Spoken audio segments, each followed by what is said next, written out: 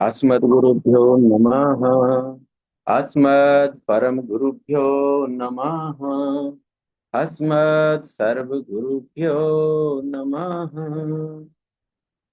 श्री गुरु चरण कमलेभ्यो नमः।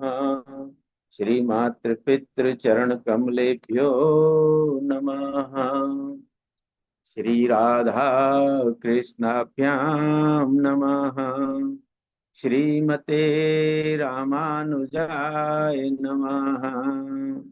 लंबोदरम परम सुंदरम एकदंतम पीतांबरम त्रिनयनम परमं पवित्रम उदय दिवाकर निभोज्वल कांति कांतम विघ्नेश्वरम सकल विघ्नहरम नमामि।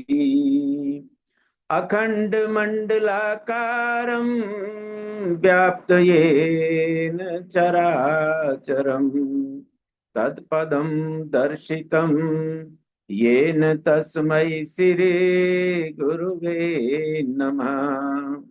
नारायणं नमस्कृतं नरं चैव नरोत्तमं देवीं सरस्वतीं व्यासं ततो जयमुदीरये।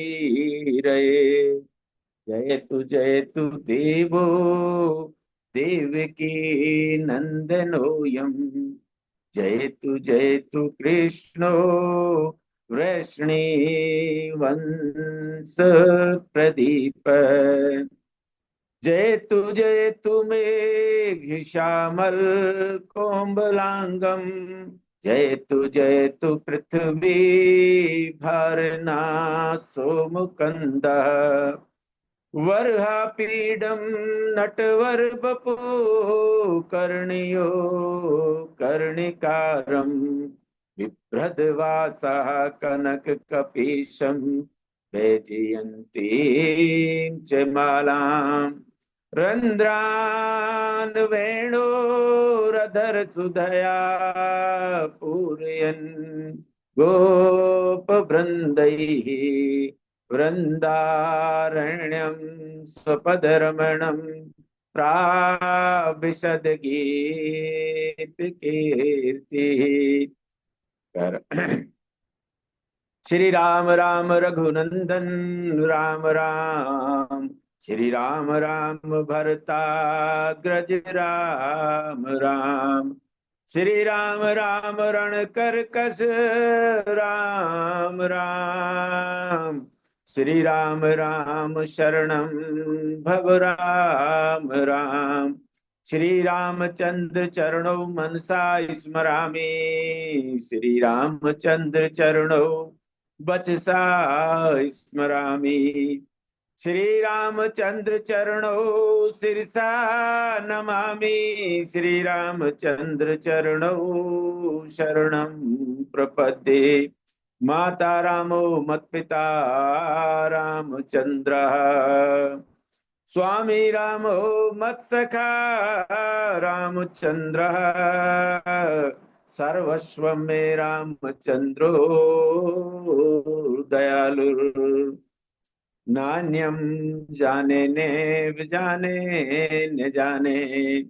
रामाय रामभद्राय रामचंद्राय वेदसे।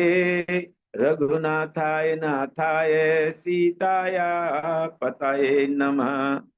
ध्यायायेन नित्यं महेशं रजतगिरिनिभं चारुचन्द्रावतंसं रत्नाकल्पोज्ज्वलांगं परशुमृग वराभीतिहस्तं प्रसन्नं पद्मासीनं समन्तात् स्तुतममरगणैर्व्याघ्रकृतिं वसानम्।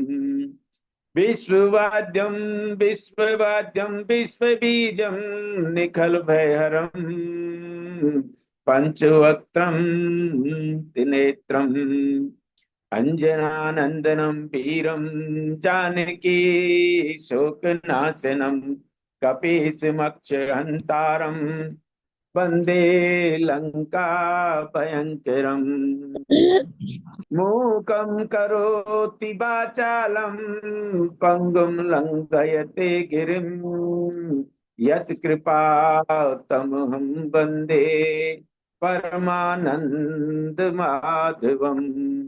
भक्त भक्ति भगवंत गुरु चतुर्नाम बपुए, इनके पद वंदन किए नासत बिघन अनेक, नासत बिघन अनेक।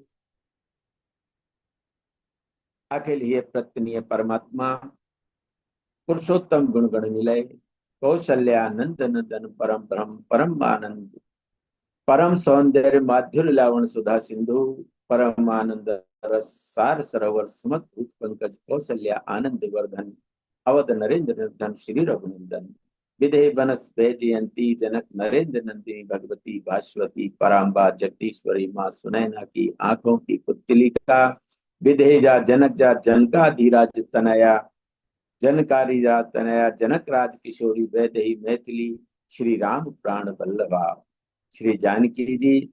इन दोनों युगल श्री सीताराम भगवान के युगल चरणार बिंदों में दास का कोटि कोटि प्रणाम।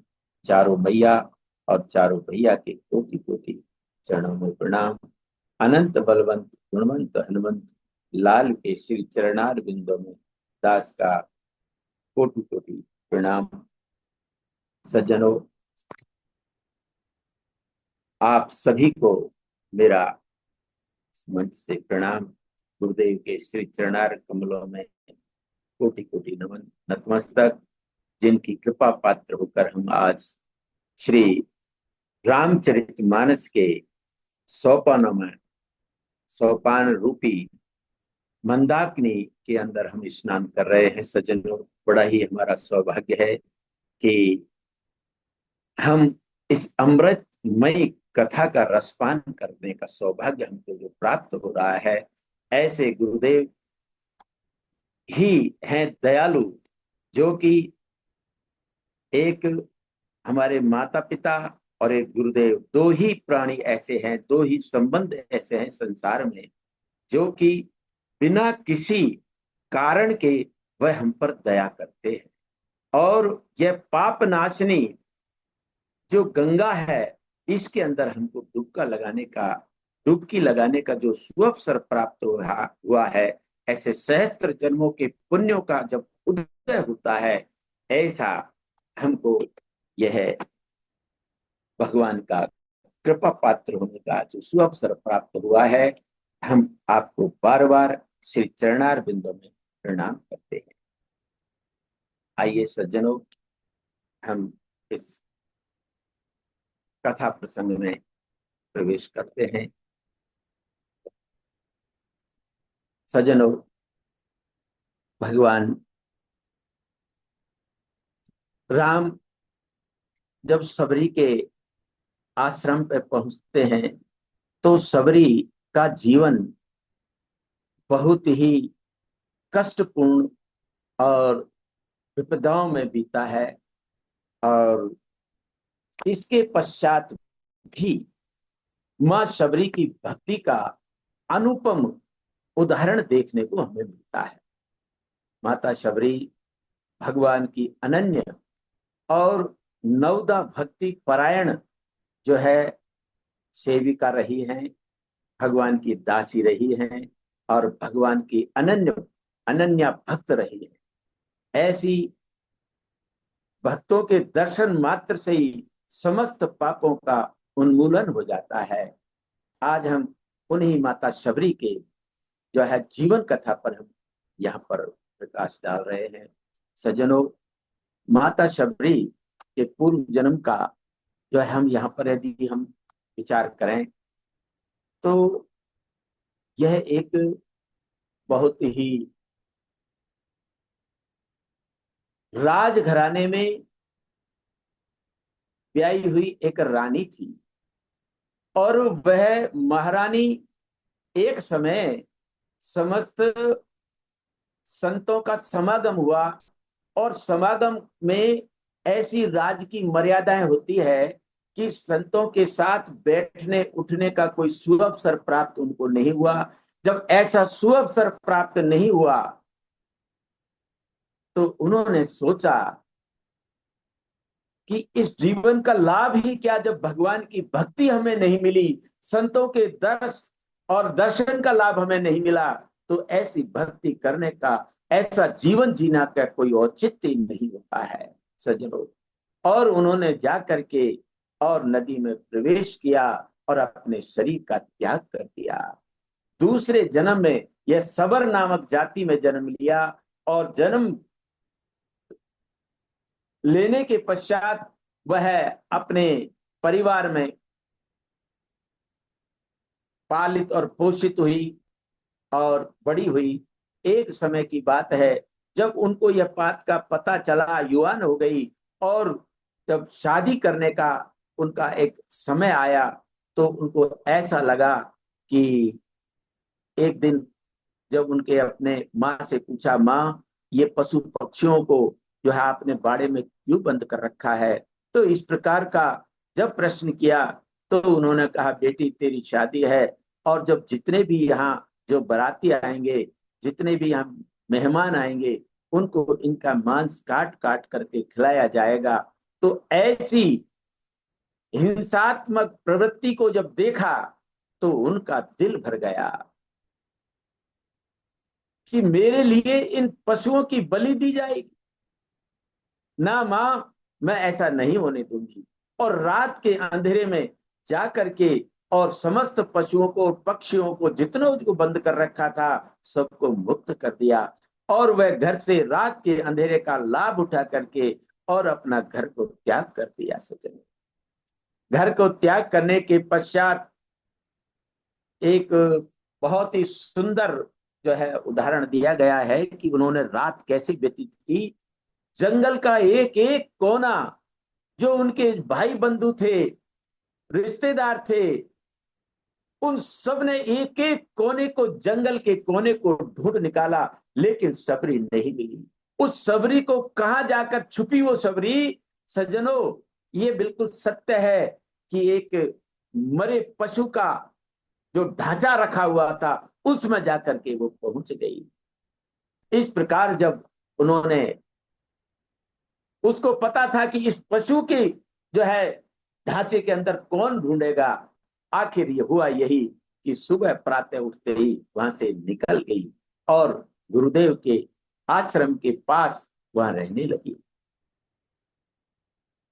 ये बिल्कुल सत्य है सज्जनों कि सबरी का जो आश्रम था, जिस गुफा में सबरी रहती थी, बहुत संकरी गुफा है।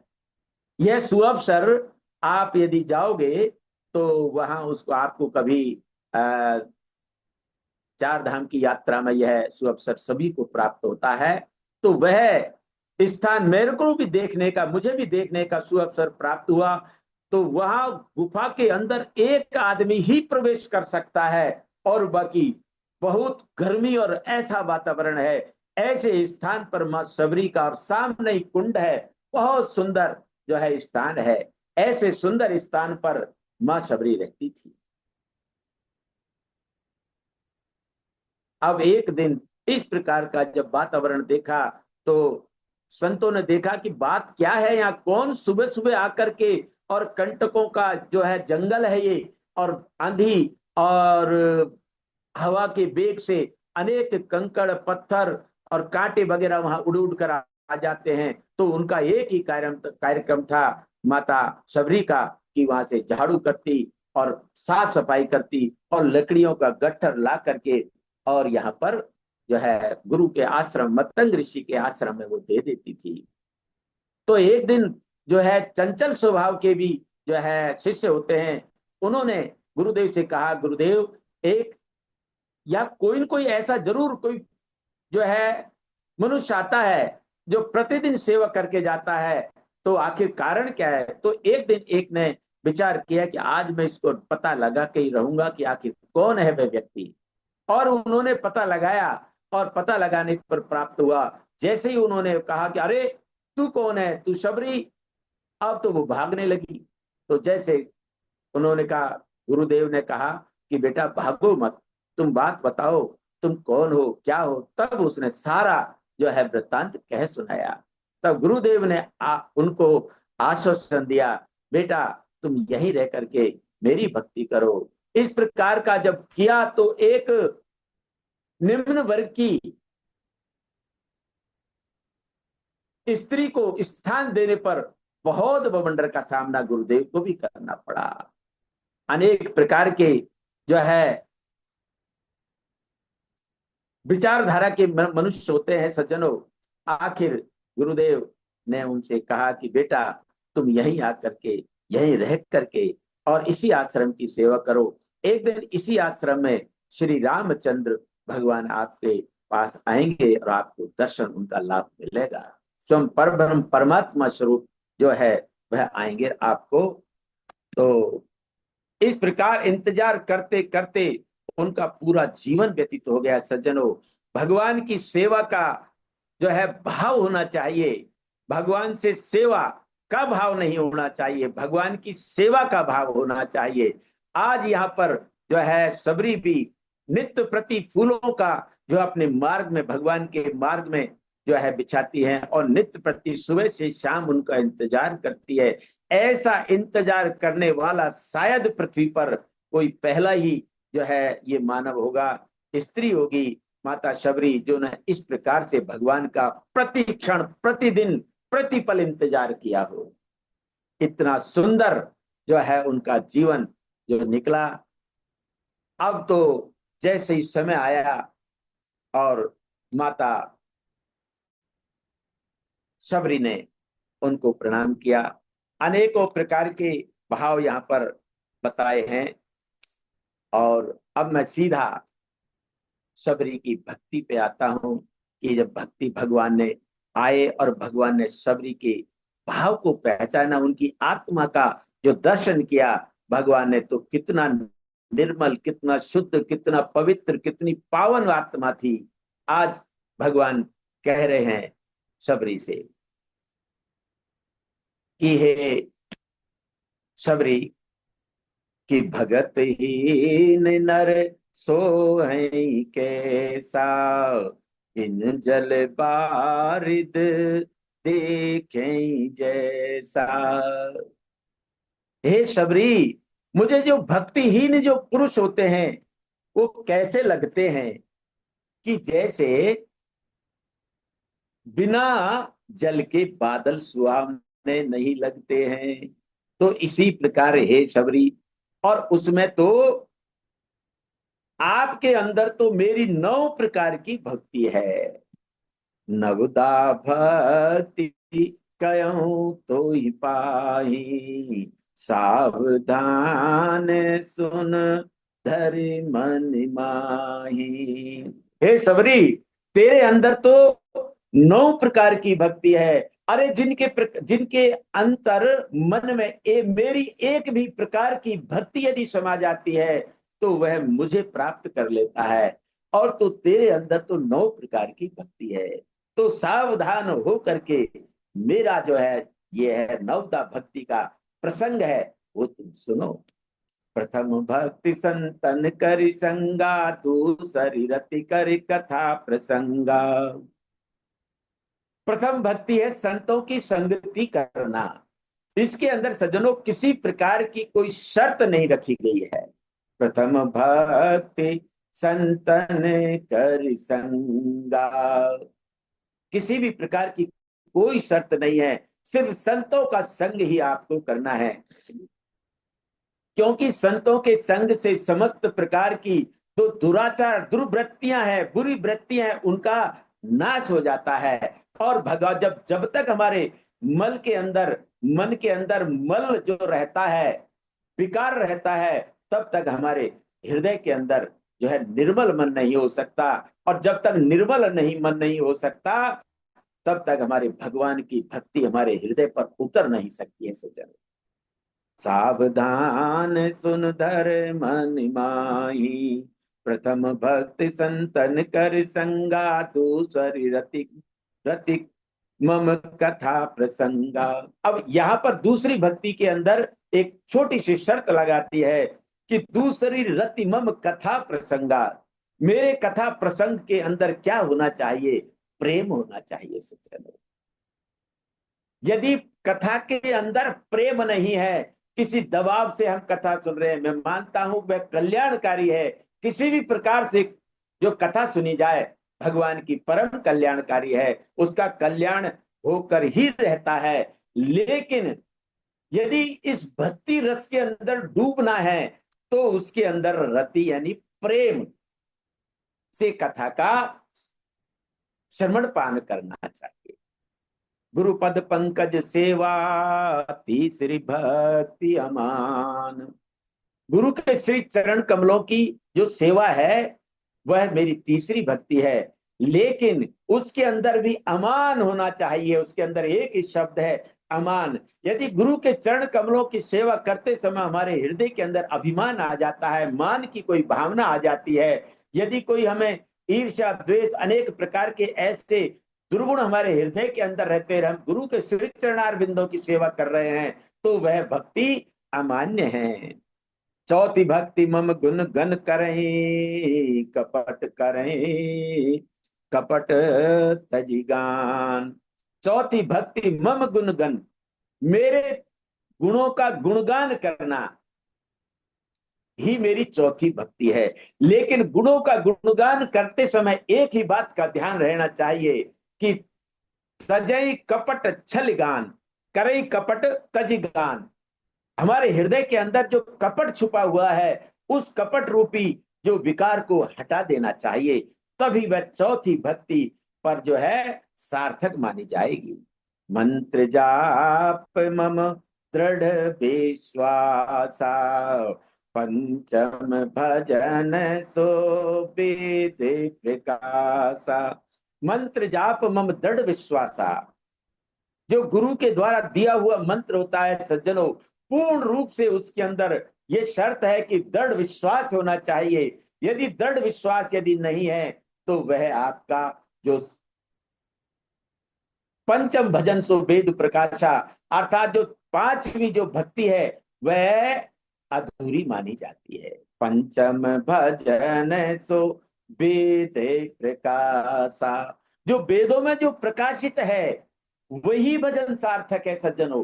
अपने मन से किए हुआ भजन, आपसे अपने मन से मनमुखी भजन जो होता है, अपने मन से जब चाहे जब कर लिया और जब चाहे जब नहीं किया, तो यह भजन सार्थक सिद्ध नहीं होता है, अपितु कल्याण होता है उसका। लेकिन भगवान का कृपा पात्र होकर भगवान के दर्शन और तो वही अधिकारी माना जाता है जो वेदों में प्रकाशित है।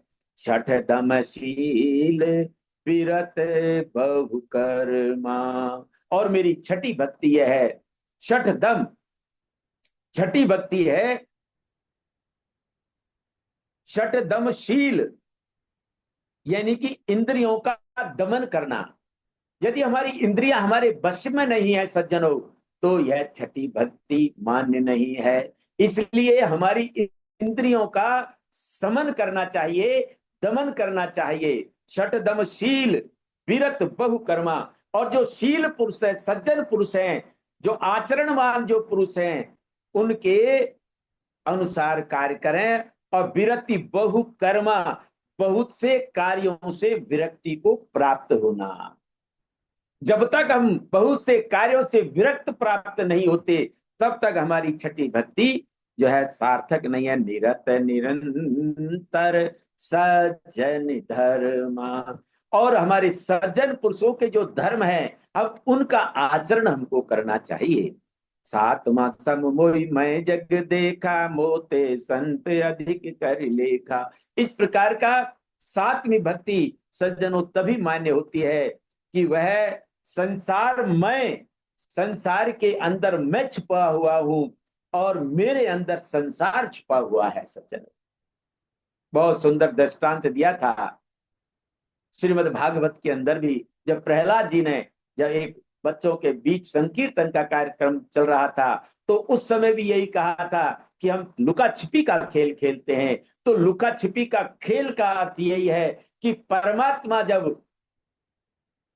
प्रलय का जब जब वेग आता है तो अपने समस्त जो है बीज, औषधि और जीवों को लेकर पेट में छिपा करके जो है विश्राम करते हैं। और जब बाद में जब सृष्टि का जब प्रलय होता है तो परमात्मा कहते हैं कि मैंने तो तुमको ढूंढ लिया, अब तुम हम मुझको ढूंढो इस संसार में। तो मनुष्य का एक ही कर्म है, यह मानव योनि तभी सफल होती है जब हम परमात्मा को ढूंढ निकालें। तो सातवां समय मोई जगह देखा, मोते संत अधिक कर लेखा। और परमात्मा से मुझसे ज्यादा संतों को अधिक देखना चाहिए, क्योंकि मैं संतों के पीछे ही भगवान दर्शन देते हैं, संतों के पीछे मिलते हैं, संतों से ही मिलते हैं। भाव यह है, आठवां लाभ जथा संतोषा, सपने नहीं देखे पर दोषा।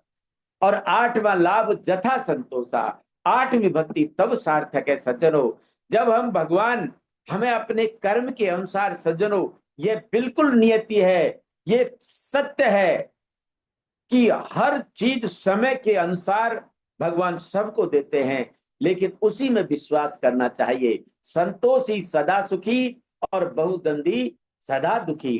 तो हमको भगवान का भजन तभी सार्थक हो सकता है जब संतोष करके हम अपने आप के हमारी गृहस्थी का पालन करते हुए आगे बढ़ते जाएं, परमात्मा का चिंतन मनन और ध्यान करते चलें। सपने नहीं देखे पर दोषा, सपने के अंदर भी दूसरे के पर दोषों को देखना मेरी यह भक्ति नहीं है। तो दूसरे के दोषों का नहीं देखना चाहिए। नवम सरल है सब सन छल ही ना। और नौवीं जो भक्ति बताई है संसार में, वह सबसे उत्तम भक्ति बताई है कि सरल स्वभाव हो जाए। सरलता का अर्थ गुरुदेव बताते हैं कि स, र और ल,